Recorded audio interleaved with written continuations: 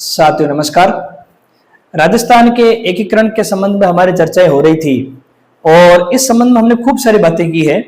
जो हमारे 3 या 4 जो क्लासें हुई है उन क्लासों के अंतर्गत हमने ये देखा था कि कैसे पहले राजपूताना की जो रियासतें हैं वो भारतीय संघ के अंदर शामिल हुई है और जब भारतीय संघ में वो शामिल हो चुकी है तो फिर भारत सरकार ने, या हम कह सकते हैं कि अंतरिम सरकार ने, और अंतरिम सरकार के अंतर्गत आने वाले जो रियासती विभाग है उनके प्रयत्नों के द्वारा चरणबद्ध रूप से राजस्थान की रियासतों का एकीकरण होता चला गया और जो रियासतें हमें अलग अलग भागों में हमें बंटी हुई नजर आ रही है उसको फिर हम एक राजस्थान रूप में देखते आ रहे हैं।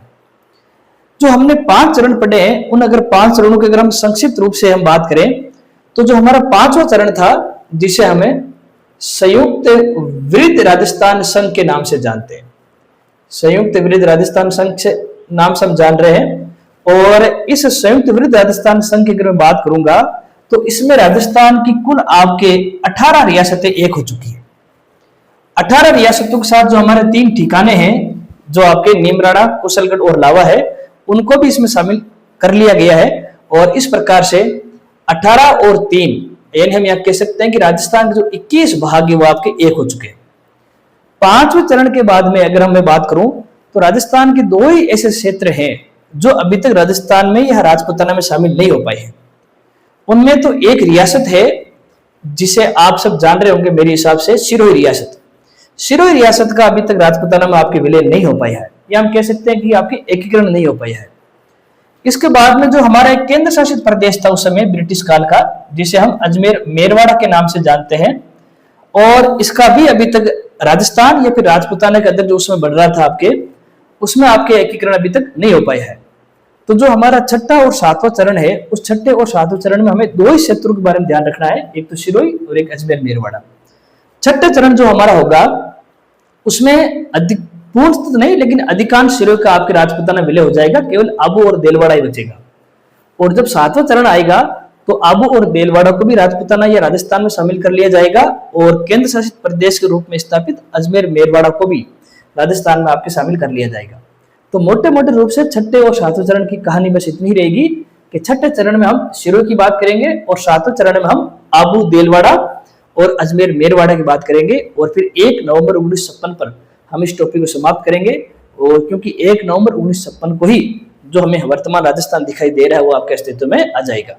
तो सबसे पहले मैं यहाँ पर 6ठे चरण की बात कर लेता हूँ। अगर मैं 6ठे चरण की बात करूं विद्यार्थियों तो जो हमारा 6ठा चरण है इसे सामान्यतः नाम दिया जाता है आपके सिरोही का विलय, क्योंकि इस चरण के अंतर्गत जो सिरोही रियासत है जिसमें केवल आबू और देलवाड़ा को छोड़ दिया जाए उसके बाद जो आपके सिरोही बचा हुआ है उसका आपके विलय हो जाता है। और इसका जो आपके विधिवत हम कह सकते हैं एक प्रकार से उद्घाटन है, या इसका विधिवत हम कह सकते हैं एक प्रकार से प्रारंभ है, वो जनवरी 1950 को हुआ था।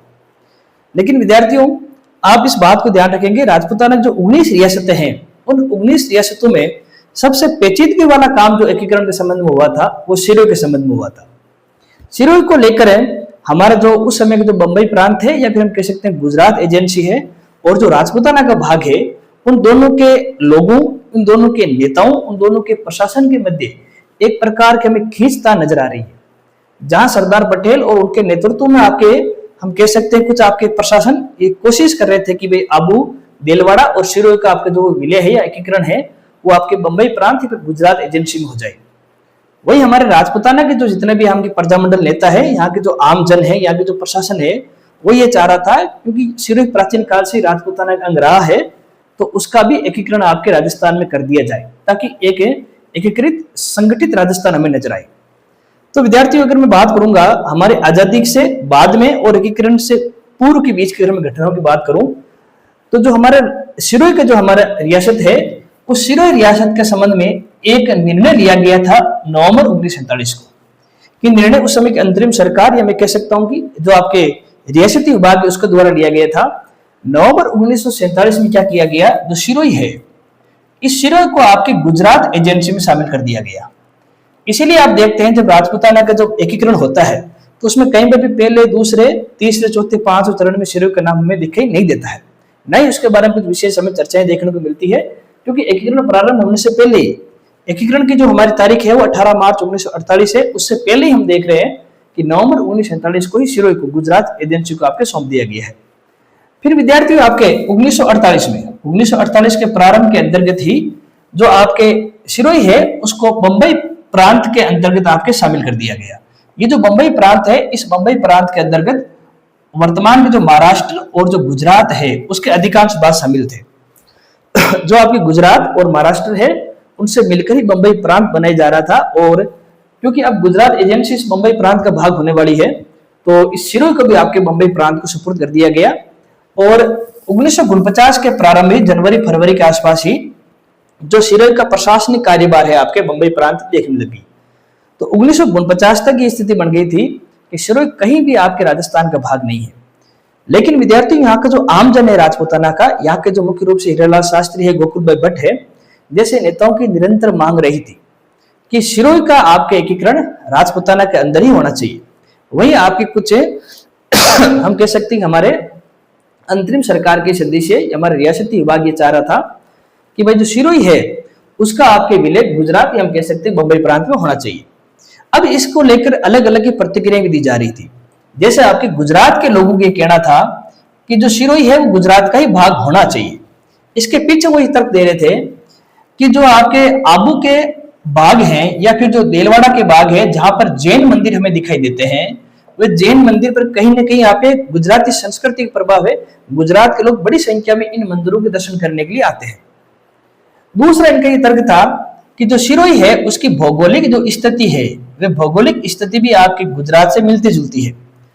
एक और तर्क दिया जा रहा था कि जो इनकी रहन सहन है आपके सिरोही की, या हम कह सकते हैं कि सिरोही की जो संस्कृति है, उनकी जो बोली है कहीं ना कहीं आपके गुजरात से मिल रही है। तो वहां की भौगोलिक स्थिति को देखते हुए, जैन मंदिरों की अवस्थिति को देखते हुए, वहां की रहन सहन, संस्कृति, बोली, वेशभूषा को देखते हुए एक होना चाहिए कि सिरोही को गुजरात के अंदर शामिल कर दो। ये पक्ष आपके गुजरात के प्रशासन का दिया हुआ था। अब इसी के विरोध के अंतर्गत हमारे जो राजपूताना के जो लोग हैं उन्होंने भी कुछ तर्क दिए हैं। उनका यह मानना था कि सिरोही प्राचीन काल से ही राजपूताना का भाग रहा है। जब हम राजपूताना के राजवंशों को पढ़ते हैं तो हम उस समय में सिरोही के राजवंशों को भी पढ़ते हैं। सिरोही पर कभी न कभी किसी न किसी अवसर पर हम देखते हैं राजपूताना के शासकों का अधिकार रहा है। तो अगर सिरोही की हम ऐतिहासिकता देखें, वो ऐतिहासिकता गुजरात से जुड़ी हुई नहीं है, वे आपके राजपूताना से जुड़ी हुई है। इसलिए राजपूताना के जो आपके हम कह सकते हैं कि नेता है, जो आम जन वो चाह रहा था कि सिरोही का विलय आपके राजपूताना में होना चाहिए या सिरोही का एकीकरण आपके राजपूताना में होना चाहिए।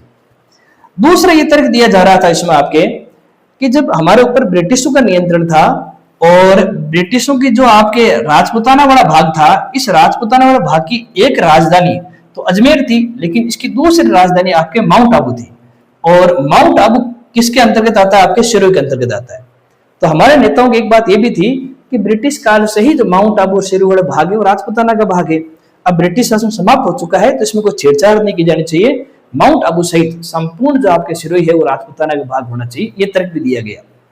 तीसरा तर्क ये दिया गया कि जो राजपूताना की जो भौगोलिक स्थिति है उसमें एकमात्र हिल स्टेशन माउंट आबू या हम कह सकते हैं सिरोही वाला भाग ही है। तो राजस्थान के अंदर एकमात्र हिल स्टेशन बचा है सिरोही के रूप में, माउंट आबू के रूप में। अगर उसे भी हम गुजरात को दे देंगे तो फिर राजस्थान के पास कोई हिल स्टेशन या कोई पहाड़ क्षेत्र नहीं बचेगा। इसलिए भी ये मांग उठाई जा रही थी कि सिरोही के विलय आपके राजपूताना में कर दिया जाए। और फिर हम कहते हैं कि जो सिरोही की संस्कृति है वो संस्कृति गुजरात की अपेक्षा राजस्थान से अधिक मिलती है, उसके अधिक नजदीक है। इसलिए सिरोही का विलय आपके राजस्थान के अंतर्गत होना चाहिए। तो देखिए, एक तरफ तो आपके गुजरात के प्रशासन के द्वारा और दूसरी तरफ आपके राजपूताना के प्रशासन के द्वारा सिरोही के विलय को लेकर अपनी अपनी प्रतिक्रिया दी जा रही है। अब इनमें से जाहिर तौर पर आपके जो गुजरात के द्वारा आपके जो तर्क दिए जा रहे हैं उनसे कहीं मजबूत आपके राजपूताना के जो लोग तर्क दे रहे हैं वो महत्वपूर्ण है। हम सब जानते हैं कि ब्रिटिश काल से ही सिरोही माउंट आबू राजपूताना का ही भाग रहा है। और ब्रिटिश काल से पहले ही जब हमारे यहाँ राजवंश हुआ करते थे, जब हमारे यहाँ शासकों का शासन हुआ करता था, राजपूत वंश का यहाँ प्रशासन था, उस समय भी सिरोही आपकी राजपूताना का ही भाग था। तो अंत में नीति तो यही कह रही थी और हम कह सकते हैं कि तर्क भी इस आधार पर सही थे कि जो सिरोही है उसका विलय आपके राजपूताना के अंतर्गत ही होना चाहिए। जब ये बातें चली रही थी तो हमारे राजपूताना के दो बड़े आपके नेता, एक तो आपके हीरालाल शास्त्री, जो 5वां चरण था संयुक्त राजस्थान संघ, जिसके प्रधानमंत्री की भूमिका भी हीरालाल शास्त्री निभा रहे थे। हीरालाल शास्त्री और दूसरे आपके गोकुल भाई भट्ट।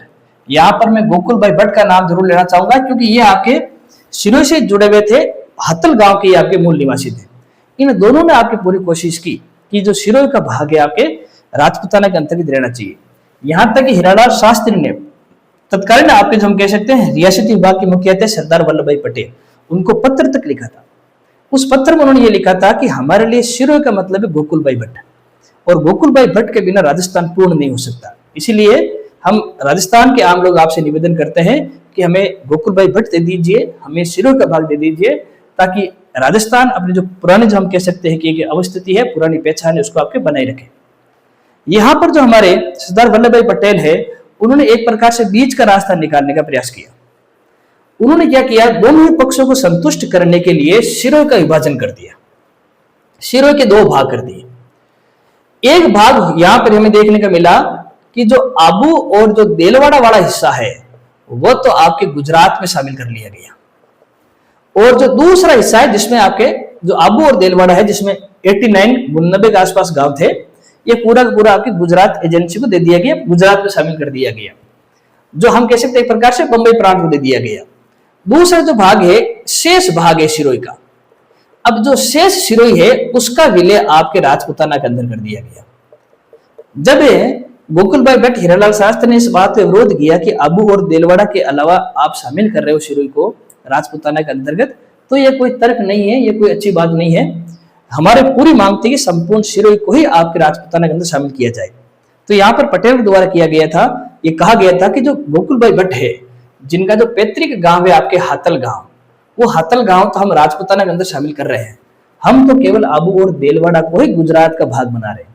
तो गोकुल भाई भट्ट और उनका पूरा क्षेत्र राजस्थान का ही भाग रहेगा, केवल आबू और देलवाड़ा को आप गुजरात के अंतर्गत मान लीजिए। तो जो छठा चरण है, वो छठा चरण एक प्रकार से पूर्ण रूप से तो नहीं, लेकिन एक प्रकार से हम कह सकते हैं अधिकांश या फिर अर्ध जो भाग है सिरोही का, वो आपके राजस्थान में विलय कर लिया गया।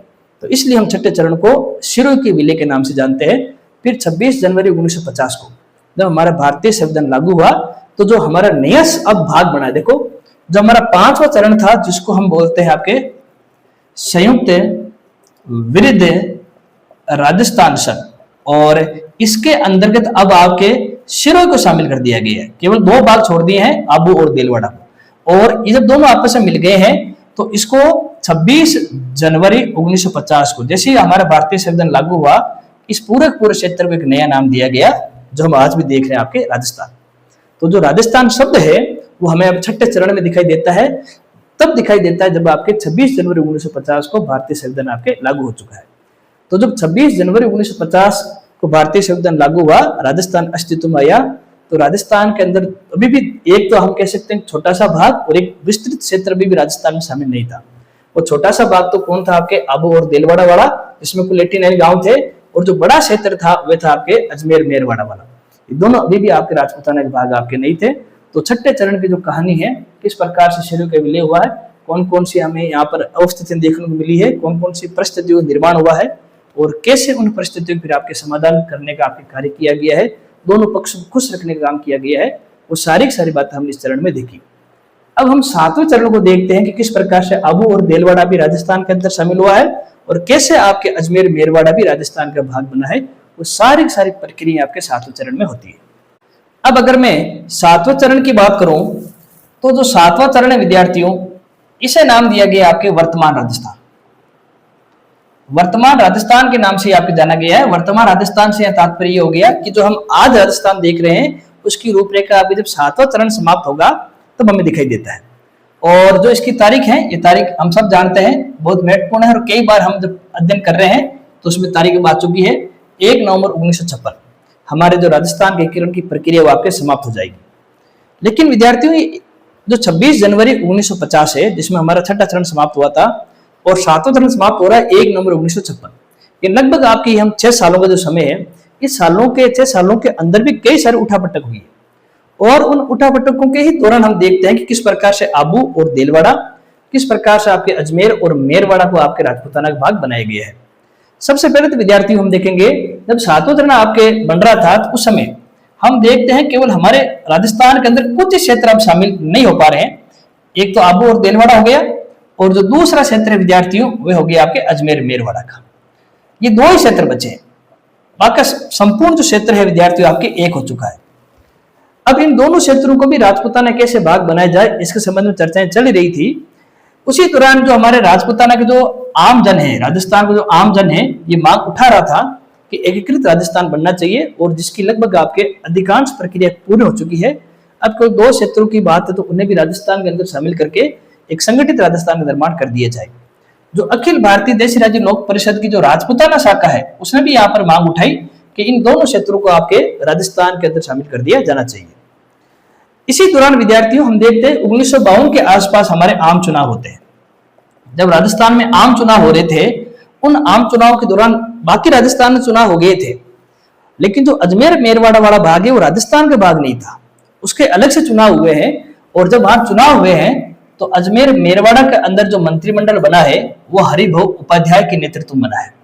तो जब हमारे राजस्थान की जो पहली विधानसभा के चुनाव हुए थे तो उस पहली विधानसभा में वर्तमान का अजमेर और मेरवाड़ा आपके शामिल नहीं था। ये बात जब आप राजस्थान की जब राजनीति पढ़ते हो तो उसमें कई बार आप इस बात को जिक्र आपको देखने को मिलता है, इसको कई बार आप सुनते भी वहां पर।